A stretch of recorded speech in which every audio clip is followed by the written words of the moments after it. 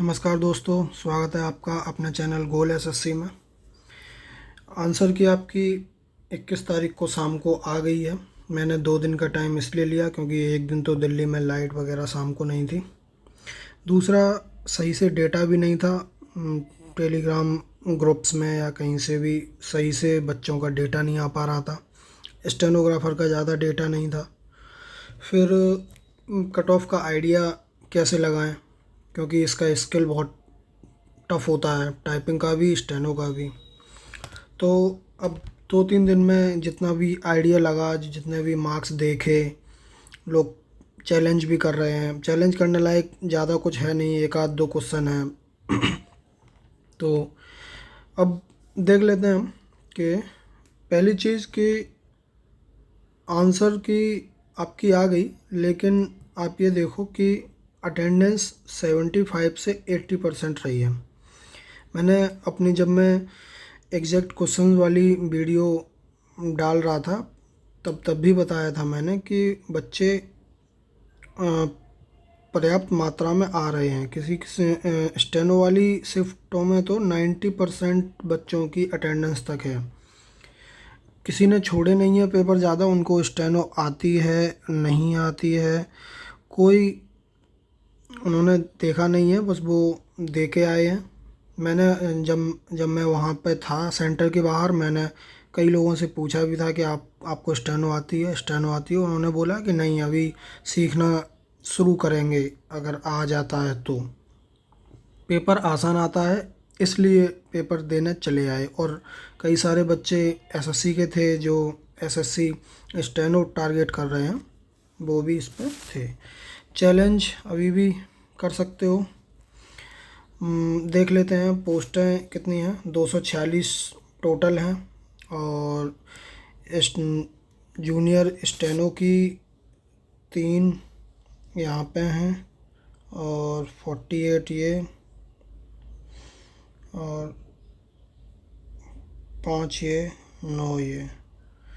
तो ये हैं जूनियर स्टेनो की 65 अप्रॉक्सीमेटली। अब कट ऑफ बताने से पहले मैं आपको पहले ये दिखा दूं कि एक CLRI का पेपर था जूनियर स्टेनोग्राफ़र का, उसमें कैसे सिलेक्शन हुआ था। देखो उसमें क्या है कि 1271 कैंडिडेट ने एग्ज़ाम दिया था, जिसमें 318 एग्ज़ामिनेशन के लिए अपीयर्ड हुए थे। 1271 में से 318 बच्चे पेपर देने गए। 318 में से 159 बच्चों को पास किया गया, करीब करीब हाफ मान लो। अब 159 ये इसका पेपर भी अगर आप देखोगे कोई हार्ड पेपर नहीं था, आसान पेपर था। तो 159 बच्चों को सिलेक्ट किया गया स्टेनोग्राफी के लिए। तो इसकी थ्रेशोल्ड मार्क रखे गए 90 नंबर। इसका पेपर भी अगर आप देखोगे आसान था, तो उन्होंने 90 मार्क्स थ्रेशोल्ड बहुत कम सा लग रहा है ना। ये कम इसलिए रखा जाता है क्योंकि इसका जो टफनेस होती है वो बहुत ज़्यादा होती है इसके स्किल की। अगर आप देखोगे कि 159 बच्चों पे बच्चे बुलाए हैं 5 सीट के लिए, तो आप देख लो कि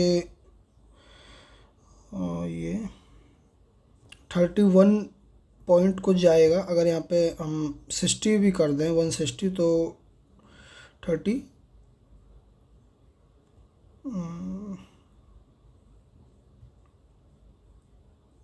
32 गुना हो गया। तो इस हिसाब से भी अगर आप देख लो कि 65 × 32 गुना।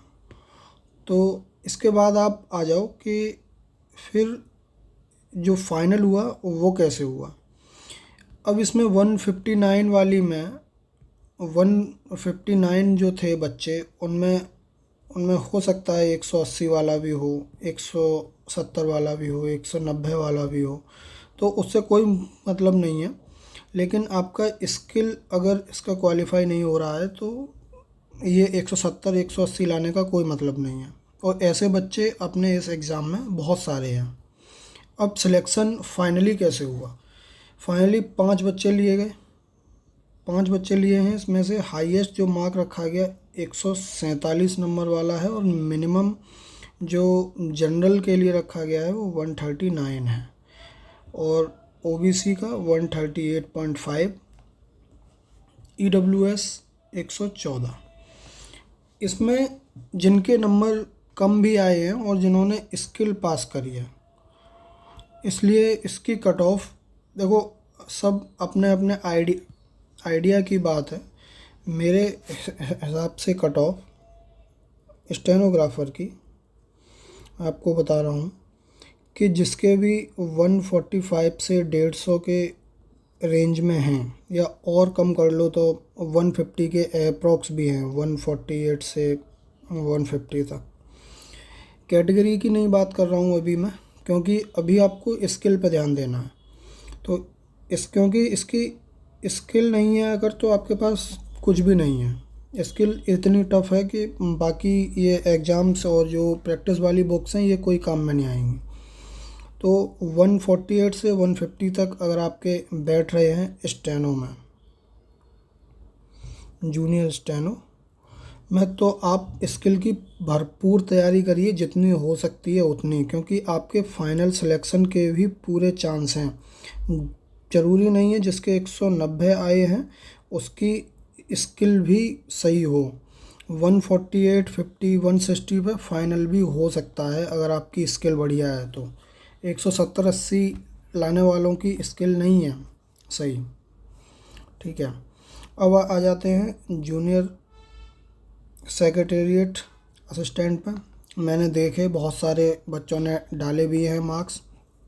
पहली चीज़ कि जो बच्चे पहले बोल रहे थे कि 240 आएंगे, 250 आएंगे, अब वो बच्चे बहुत कम हो गए हैं। बच्चे कुछ बच्चे रह गए हैं जिनके 240 प्लस हैं, वरना 220, 230 तक बच्चों के मार्क्स हैं। 240 के पार कुछ ही बच्चों के मैंने मार्क्स देखे। तो जेएसए के मेरे हिसाब से 215, कोई भी कैटेगरी हो, यूआर, ओबीसी और ईडब्ल्यूएस, इसकी भी मेरे पास जो कोई भी पुराने रिजल्ट हैं मैं उनको डालूँगा। उसमें भी आप देख लेना कि बिना back space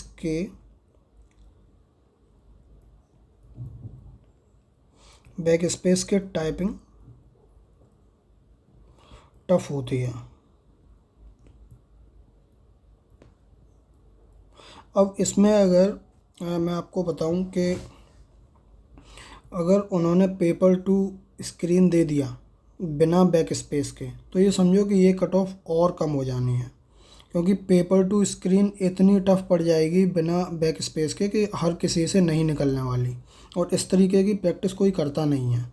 SSC, railway, typing tough हो सकती है, लेकिन बिना बैक स्पेस का शायद ही कोई ऐसा एक एग्ज़ाम हो जिसमें बिना बैक स्पेस के टाइपिंग मांगते हैं। तो ये मेरा पॉइंट ऑफ व्यू है, तो आप देख लें इस हिसाब से। आपके अगर इस रेंज में नंबर आ रहे हैं, आप बिल्कुल भी तैयारी ना छोड़ें स्किल की। हाँ, 200 से कम है जिसके, उनके लिए तो चांस नहीं लग रहा, क्योंकि बच्चे बहुत ज़्यादा हैं। नमस्कार, आपको वीडियो अच्छी लगी हो तो लाइक ज़रूर कर दें।